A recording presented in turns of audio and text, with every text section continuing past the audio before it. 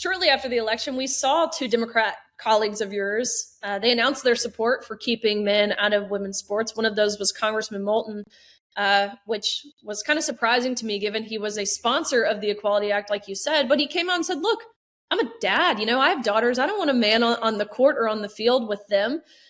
So how are you feeling now after this vote, seeing bipartisan support? It's a big step from last year where, which I know you remember, I remember, it fell entirely on party lines with 219 Republicans voted in favor of protecting women and girls in sports. And last year, all 203, every last one of them, every last Democrat who voted, mothers and fathers of their own daughters, they voted in opposition. But now you've seen bipartisan support. It's a big step. Yeah, it was actually shocking to me last Congress that not a single Democrat voted for this bill.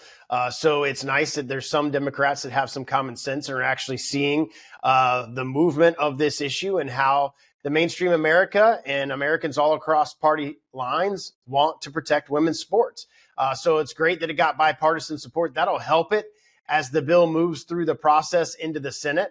Hopefully there'll be some Democratic senators that you'll see support the bill when it gets into the Senate and moves the process over there. Because if it's not part of reconciliation, you need 60 votes over there. We only have 53 Republican senators. That means 7 Democrats are going to have to break party lines. But the best part of this is regardless of the votes, there's actually going to be a vote in the Senate, which Chuck Schumer prevented from happening this whole last Congress. So let's put these Democrats on the board in the Senate and see where they're at, see if they want to protect women's sports or not. And it'll put all of those Democratic senators on the board going into their elections in 2026.